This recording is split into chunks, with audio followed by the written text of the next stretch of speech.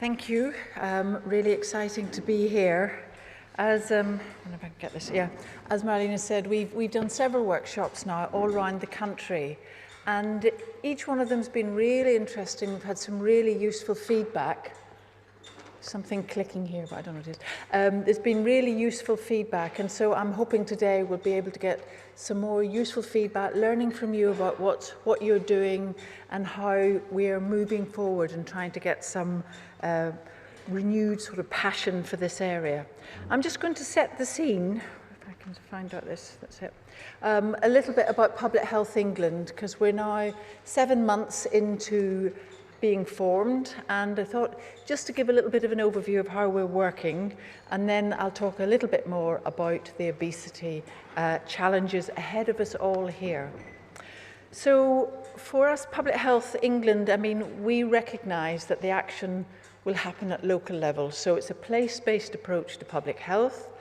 Health and wellbeing boards are a really important part of the system, and that's where actually everybody comes together at a local level. So the clinical commissioning groups, directors of public health, directors of adult and children's services, and NHS England. And Public Health England is in support of that system. And how we're working, we have a local focus. London is slightly different, but across the country we have 4 regions and then 15 Public Health England centres. In London they've amalgamated the centres and the region into one office. That probably makes sense for London, just due to the sort of geographical size. I'm sort of from the northwest originally, and if you look at London, it would sort of fit in geographically to Cumbria and Lancashire probably about 3 or 4 times. So I think from a geographical perspective that makes absolute sense. And our priorities, we set out our priority document about a few months into the launch of Public Health England, and it was of necessity we had to decide what were the priorities that we thought we needed to run with, because I think it's difficult to go through a collaborative process and wait for 6 months as a new organisation to say we've discussed it with everybody and these are our issues. But we will be developing a more collaborative process for the next business plan, which will be for 3 or 4 years. But we've 5 outcome measures, 5 outcome priorities, and 2 supporting priorities, and of that 27 key actions.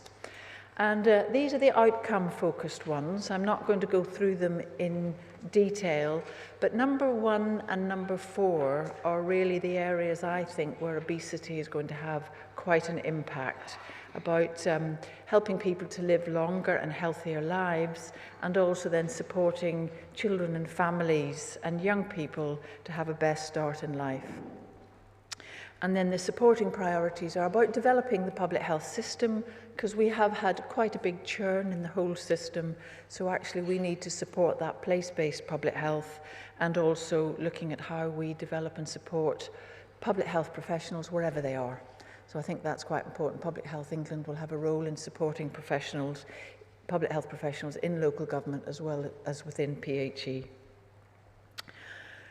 We feel it's very important to take the life course approach, and I think Marmot highlighted that really well about the importance of the life course approach and the evidence for that.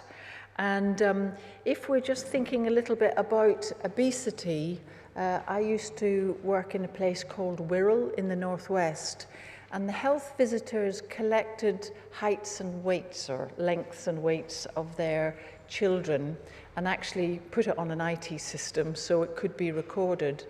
And I think the interesting thing was, Wirral is the microcosm of England, so one half is very deprived and the other half is very affluent. And they were collecting 3-year-old heights and measures and then mapping them. We graphed them, mapped it onto a graph, and that from 1985 it was. And if we think that the darker orange, the more obesity there was in 3-year-olds, it rose from 1985 to mid-90s, so that all of Wirral was deep orange. So actually this obesity epidemic, we really only started looking at it in the mid to late 90s, but it was gradually creeping up on us mid-80s. So we have a big challenge to turn this round. It's not going to be easy. It's a wicked problem. And if you think smoking has taken us 50 years, and we're still on the trajectory, we've still more to do, this is going to be a really big challenge, and it needs leadership at every level. Within our team, we're taking a life course approach. I just set up some of the issues that we're covering within the PHE on the life course approach. But obviously, every single part of that, there's an opportunity for us to look at how we tackle and raise the issues around childhood obesity. And within the priority area for giving children and young people best start in life, launching a national programme promoting healthy weight and tackling childhood obesity. But of course, you can't tackle childhood obesity in isolation. Children leaving families. There's what we can do nationally, which you'll be hearing a little bit more about this afternoon on the wider obesity agenda. But this morning, we're just going to tackle and look at the children and young people's aspects. And I just put this one up because variation, and there's massive variation across our country. So, and of course, you will see this very same variation in London. And in fact, you'll see that variation within London boroughs as well. So a real challenge for us all as to how we really tackle and look at variations. And I'll pick this up a little bit more later around obesity. And I just finally wanted to say, I don't know whether you've seen the CMO annual report. It came out a few weeks ago. Really useful information in there. She's really got the experts to look at what is the evidence. I'm not going to go through this, but it reinforces the approaches we're taking in Public Health England. But I suppose the headline makes it stand out. Our children deserve better. Prevention pays. And I'm just going to give one statistic because I think it's very pertinent. If we are all aware in this audience about 5 a day for fruit and vegetables, but actually if we in England and the UK had the same mortality rate as Sweden for our under 15s, there would be 5 less children dying a day. And I say that because I think that's really important, that actually we all have a role to play in changing that statistic around. So just looking a little bit more about prevalence of overweight in children. 1 in 5 children in reception, overweight or obese, and then 1 in 3 year 6 overweight and obese. So the issue gets worse during primary school, but actually 1 in 5 arrive at school obese. So that's why the early years is really important as well. Looking at obesity prevalence by school year and by gender, if we look at this for reception boys, with the eye of faith, it may be looking as if it's going down. It's certainly flattened, but not so with year 6. And with year reception girls, again, it's flattening, but likewise, year 6 girls, it's still rising. And this is by deprivation, and I think if you look at least deprived on the left, you can see actually 4 to 5 year olds in the least deprived areas, it's going down. But actually there's no trend there that you can really see. If anything, it's going slightly up around the least deprived areas, and this is for 4 to 5 year olds. But when you look at 10 to 11 year olds, there's quite a different picture, isn't there? It looks very flat for the least deprived areas, but actually there's still an upward trajectory for our more deprived areas. So real challenges there about how we do universal and targeted. And of course, obesity in children is within the family, so it's about family interventions. And I just wanted to raise one other area around physical activity, because of course it's physical activity has a really important part to play in obesity. But having said that, we know physical activity has other really important aspects to it as well. But just look at that fall off for age 11 to 15 in girls. I'd always seen some of the statistics and recognised there was a drop-off at 16, but I didn't realise it was so bad between the 11 and 15-year-olds. And that's a real challenge there, isn't it? If you look at low activity, 96%. So we really need to make activity fun for girls. And there's some interesting insights from some of the healthy weight services about how the challenges they see of working with children and families to make physical activity fun so children want to actually be involved. I'm just looking a little bit now at London, and this is the child obesity prevalence in London for 4 to 5-year-olds. The darker the colour, the more challenging the issue. And you'll recognise these statistics yourself, and you'll recognise where you are in this map. But I guess every single one of those maps, if you drill down, there'd be that range of colours within each one of your boroughs. So I reckon there's challenges there for every single one of you. And this is it for 10 to 11-year-olds. Slightly different picture, but on the whole, similar challenges across the conurbation. So finally, just looking at a few issues about actually why does it matter? Pregnancy and birth, we know there's an increased risk of adverse outcomes for both the fetus, the infant and the mother, if the mother is obese. And there's some really challenging issues coming up here. I had a colleague of mine sent me an email because her daughter had been told she couldn't deliver at the birthing centre, and she was really upset because she was overweight, obese. And I responded back, the service has made the right decision, but I know it's very distressing for her daughter. So there is a big challenge around obesity and actually the impact of that for the outcome. Looking at children and young people, I think the impact in the short term, teasing, discrimination, low self-esteem, really important issues. We know fat, obese children get bullied in the playground. And actually, I think there's a real challenge there. And we know the emotional health and well-being of our children is so important for many other issues, as not just obesity, but actually obesity, there's a real link there to actually how children and young people are feeling. And looking at some of the disturbed sleep and fatigue and higher rates of being obese as an adult, and then the intergenerational effects, which I've mentioned before. And I'm not going to go through the statistics in the economy, but we know those challenges are ahead of us. And I'm sorry, I'm not sorry actually for putting up this diagram. This is the spaghetti diagram from the Foresight report. And yes, it looks messy, but I think it's just highlighting it is messy. Obesity is a big challenge, it's a wicked issue.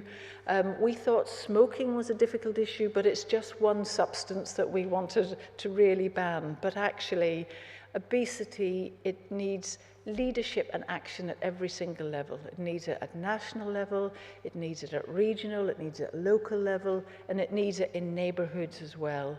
We're not going to really tackle this problem unless everybody plays a role in it, and it needs it at individual practitioner level. We are often getting feedback from the National Child Measurement Programme where a child has been measured as obese, they've gone to the GP, and the GP said, oh, well, he looks okay. So actually that's not helping us, is it? So actually every single practitioner, we need to make the contact count. So for me, what this shows is we need a system approach, but it has to be sustained. We're not going to solve this in a year or 2 years.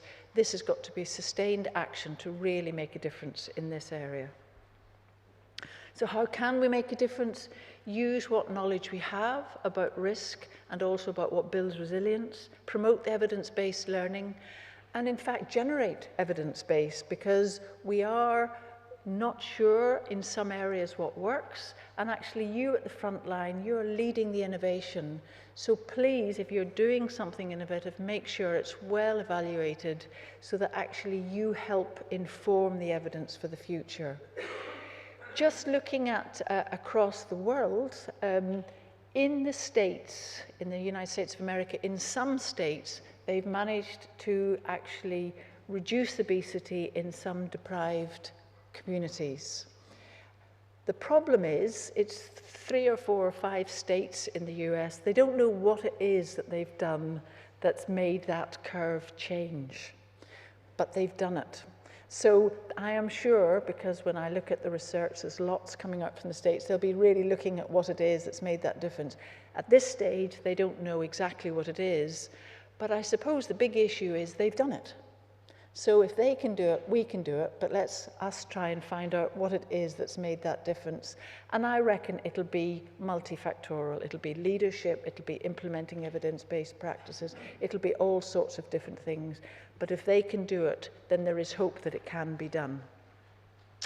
Also, taking the combined targeted with universal, working in partnership, leadership at every level, but most importantly, listen and act on what children and young people say.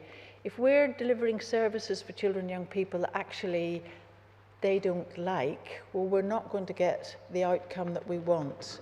So I think we really need to learn from what the children and young people say.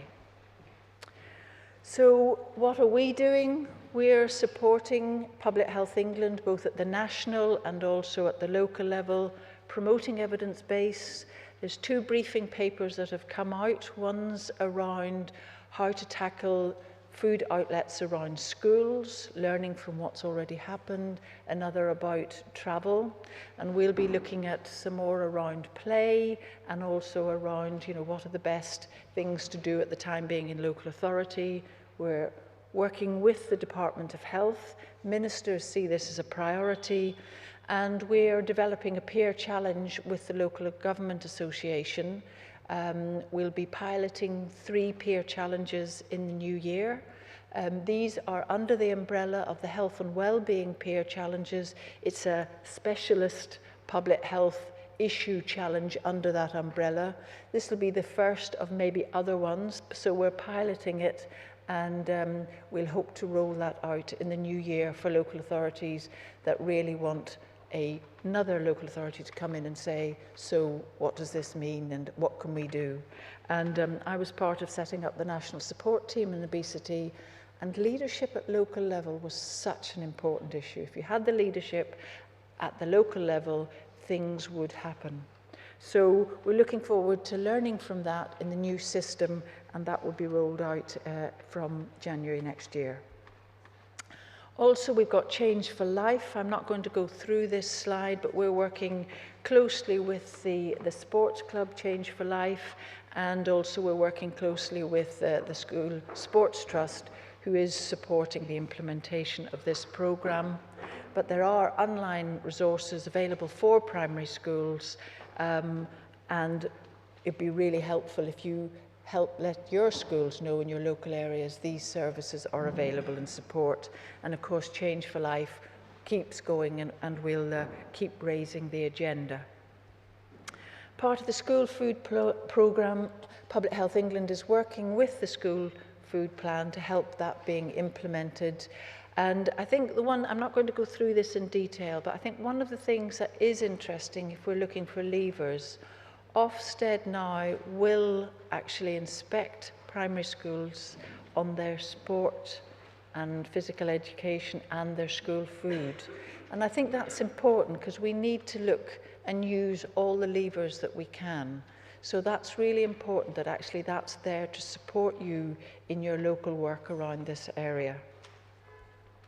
So that's all I wanted to say, just a quick overview. I hope that was helpful.